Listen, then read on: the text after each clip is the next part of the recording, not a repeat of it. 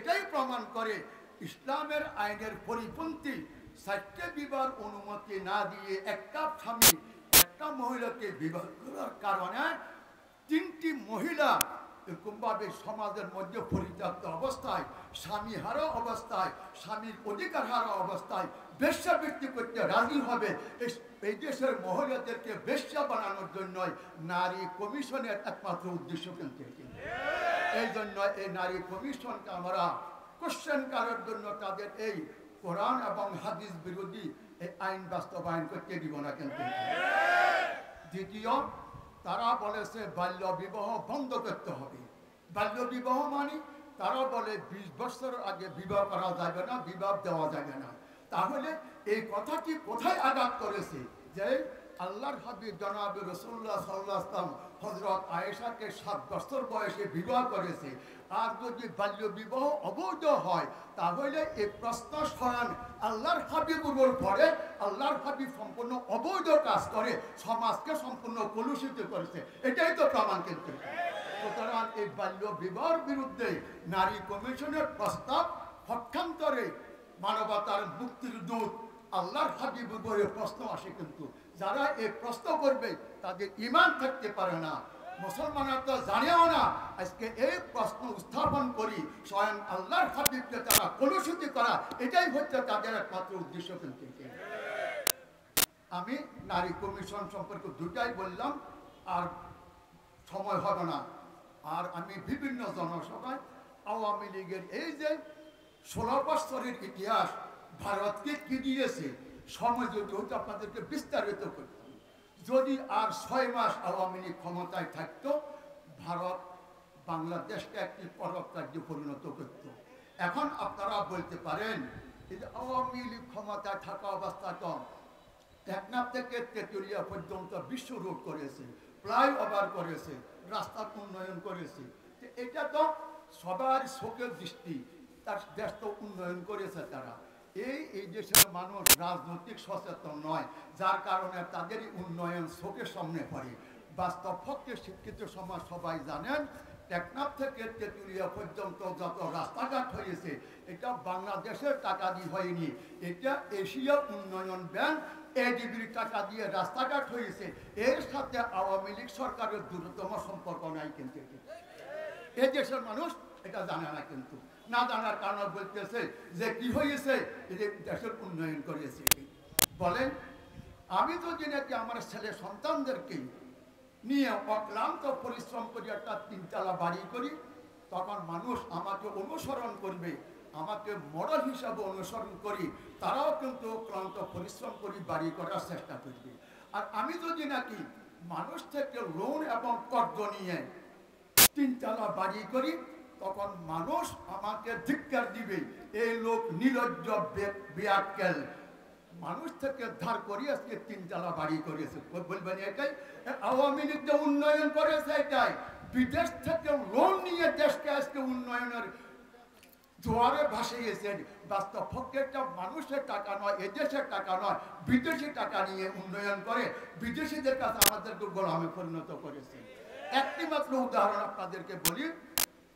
আওয়ামী লীগ ক্ষমতায় এসছে 2008 সালে। এই 2008 সালে যখন নাকি ক্ষমতায় আসছিল, তখন বাংলাদেশের আভ্যন্তরীণ এবং আন্তর্জাতিক ঋণের পরিমাণ ছিল 2,00,000 কোটি টাকা। সবাই আপনারা ভালো করে জানেন, শিক্ষিত লোক যারা আমাদের রাজনীতি তারা জানেন। আওয়ামী লীগ যখন 2008 সালে ক্ষমতায় আসছিল, তখন বাংলাদেশের আভ্যন্তরীণ এবং আন্তর্জাতিক ঋণের পরিমাণ ছিল 2,00,000 কোটি টাকা। এই 2008 সাল থেকে নিয়ে আপনার 24 সাল পর্যন্ত এই বিগত 15.5 বছর তথা 16 বছরে বাংলাদেশের আভ্যন্তরীণ এবং আন্তর্জাতিক ঋণের পরিমাণ দাঁড়িয়েছে 18,00,000 কোটি টাকা। কত?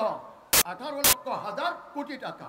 সুতরাং সে এই 16 বছরের মধ্যে 16,00,000 কোটি টাকা বিদেশ থেকে নিয়ে আসে এই দেশের 16 কোটি মানুষকে বিদেশিদের গোলামে পরিণত করেছে। আর দৃশ্যমান কিছু উন্নয়ন দেখা গেছে, পক্ষান্তরে আমরা বিদেশিদের গোলামে পরিণত হয়েছি, সত্যিকারের দেশের উন্নয়ন করেনি। কিন্তু এই তথ্য থেকে আপনারা বুঝে ফেলতেন 16,00,000 কোটি টাকা বিদেশ থেকে লোন এবং কর্জ নিয়ে দেশের উন্নয়ন করেছে, সিকি পরিমাণ উন্নয়ন করেছে, কিন্তু অধিকাংশ টাকা তারা আত্মসাৎ করেছে এবং বিদেশে পাচার করে বিদেশে সেকেন্ড হোম করেছে। এটা বর্তমান একের পর এক মামলা আজকে সবার বিরুদ্ধে দেওয়ার পর দিবালোকের মতন পরিষ্কার। আমার রাজনৈতিক জীবনে আজকে 55 বছর ছাত্র জীবন রাজনীতি করেছি। আমার জীবনে আমি পৃথিবীর ইতিহাসে top to bottom prime minister থেকে নিয়ে একজন নেতা কর্মী পর্যন্ত এই পরিমাণ দুর্নীতি করেছে এরকম ইতিহাস পৃথিবীর কোন রাষ্ট্রে, পৃথিবীর ইতিহাসে তার নজির খুঁজে পাওয়া যাবে না। যেরকম প্রধানমন্ত্রী থেকে নিয়ে তার নিচের তৃণমূল পর্যন্ত কর্মীরা যে দুর্নীতি এবং দেশের সম্পদ আত্মসাৎ করেছে, বিদেশে পাচার করেছে, এরকম নজির পৃথিবীর ইতিহাসে পাওয়া যাবে না। কিন্তু আমি ওই অল্প কয়েকটা কথা বললাম। আর ভারতকে কি দিয়েছে হাসিনা পরিষ্কার বলেছে, ভারতকে আমি কি দিয়েছি, ভারত আজীবন স্মরণ রাখবে। আর আমরা ভারত থেকে পেয়েছি, তাদেরকে আমরা উলঙ্গ হয়ে উজাড় করি সবগুলো দিয়েছি, কিন্তু আমাদেরকে দিয়েছে বৃদ্ধা আঙ্গুল দেখা গেছে, কিছু দেয়নি। কিন্তু কি দিয়েছে এই সময় যদি হয় আপনাকে দু একটা উদাহরণ বলবো। এখন আমি মূল নীতির দিকে আসি। কেন শান্তি আসেনি? শান্তি আসার জন্যই, মানুষের ভাগ্যের পরিবর্তনের জন্যই, দেশের উন্নয়নের জন্যই স্থিতিশীল রাজনীতি এবং ইনসাফ ভিত্তিক সমাজ প্রতিষ্ঠা এবং ন্যায় নীতি, ন্যায়ের শাসন, ইনসাফের শাসন প্রতিষ্ঠা হওয়া এটা জরুরি।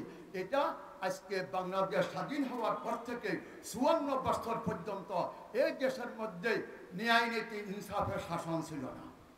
একটি উদাহরণ আমি বলি।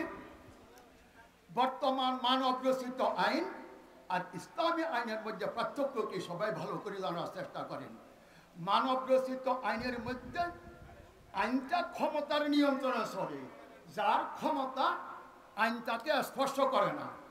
ক্ষমতা যার, আইন তার নিয়ন্ত্রণে, আইন তাকে স্পর্শ করে না। আর ইসলাম বলে আইনের নিয়ন্ত্রণে ক্ষমতা চলে। এই কথাটা বোঝার পর আপনাদেরকে আমি উদাহরণ পেশ করছি। আমরা কিন্তু আওয়ামী লীগ বিএনপির বিরোধীও না, পক্ষ না। তারা যদি ভালো করে ভালোকে সমর্থন করি, খারাপ করলে তার আমরা বিরোধিতা করি। উদাহরণ আমি পেশ করছি, দেখেন। 1907 সালে 8 সালে তিনউদ্দিন, মঈনুদ্দিন, ইয়াজউদ্দিন, আপনার ফখরুদ্দিন, তিনজনের সরকার ছিল। তিনজন সরকার, সামরিক সরকার গঠন হওয়ার পর তৎকালীন হাসিনার বিরুদ্ধে মামলা দিয়েছিল 15টি, খালেদা জিয়ার বিরুদ্ধে দিয়েছিল 5টা না 6টা। আওয়ামী লীগের সমর্থনে আওয়ামী লীগ যখন ক্ষমতায় আসছে, হাসিনা যখন দেশের প্রাইম মিনিস্টার হয়েছেটা কি, তখন হাসিনার বিরুদ্ধে 15টি যে মামলা দিয়েছিল সমস্ত মামলা কোর্ট খারিজ করে দিয়েছে। তার বিরুদ্ধে কোনো মামলা আর চলেনি, কিন্তু কোনো মামলা চলেনি। সমস্ত আইন মামলা তার খারিজ হয়ে গেছে। আর খালেদা জিয়া যেহেতু ক্ষমতায় ছিল না, সুতরাং খালেদা জিয়ার বিরুদ্ধে যে 500টি মামলা ছিল, মামলা এখনোই আছে। কিন্তু এটাই এর দ্বারা প্রমাণিত, এটাই ক্ষমতা যার, আইন তার। ক্ষমতা যার, আইন তার নিয়ন্ত্রণে চলে। এই বিমাতা সুলভ আইনের কারণে আজকে 3বার দেশ স্বাধীন হওয়ার পর দেশের মধ্যে শান্তি শৃঙ্খলা ফেরত ফিরে আসেনি। কিন্তু এটাই, এটা হচ্ছে বাংলাদেশের ইতিহাস। এই দেশের কৃষকরা ব্যাংক থেকে তখন নাকি 5,000 টাকা লোন নিয়েছেন কৃষি কাজের জন্যই, ঠিক মতো পরিশোধ করতে পারেনি। এই দেশের সাধারণ কৃষকদের হাতের মধ্যে হাত করা লাগে। আর বাংলাদেশের প্রায় অনেক শিল্পতি আজকে যমুনা গ্রুপ, বসুন্ধরা গ্রুপ, বিভিন্ন গ্রুপ, তারা ব্যাংক থেকে লক্ষ লক্ষ কোটি নেওয়ার পরেও সে ব্যাংকের টাকা পরিশোধ না করা সত্ত্বেও পুলিশ তাদের ধারে কাছে যায় না, আইন তাদেরকে স্পর্শ করে না, তারা বহাল তবিয়তে থাকে। আর অথচ এই দেশের সংবিধান বলতেছে এটা বিয়াক্কেলের সংবিধান। তারা বলে যে কি জনগণের সকল ক্ষমতার উৎস। জনগণ যদি সকল ক্ষমতার উৎস হয়, 5,000 টাকা লোন নেওয়ার পর সে জনগণের হাত করা লাগে। আর যারা নাকি পুঁজিপতি, শিল্পপতি, ব্যবসায়িক কালোবাজারি, হাজার হাজার কোটি টাকা লোন নেওয়ার পরও আইন তাদেরকে স্পষ্ট করে না। এটাই কি সরকারের আইন? এটা কি বর্তমান সংবিধানের মূলনীতি যে জনগণের সকল ক্ষমতা দুষ্ট? এটা একটা ভাওতা প্রতারণার ধোঁকাবাজি, এটাই কিন্তু। সুতরাং ইসলাম কি বলে? ইসলাম বলে আইনের অধীনে ক্ষমতা চলে। ভালো করে শোনেন, প্রমাণ দিচ্ছি আমি। ৩য় নম্বরের খলিফাতুল মুসলিমিন হযরত আলী। হযরত আলীর একটা যুদ্ধের পোশাক ছিল, সে যুদ্ধের পোশাকটা ইহুদিরা কি এক ইহুদি নিয়ে গিয়েছেন। একটু অপেক্ষা করেন, আমাদের চেয়ারম্যান সাহেব আসতেছেন, আমি আপনাদেরকে কয়েকটা কথা আরো বলি, শেষ করবো কিন্তু এটাই। একটু অপেক্ষা করেন, স্লোগান দিবেন না। উনি আসার পর ধৈর্য সহকারে বসার পর আমি আর 2-3 মিনিট কথা বলবো। স্বামী এখন আসো মনে হয়, হুজুর আসতেছে, আসো।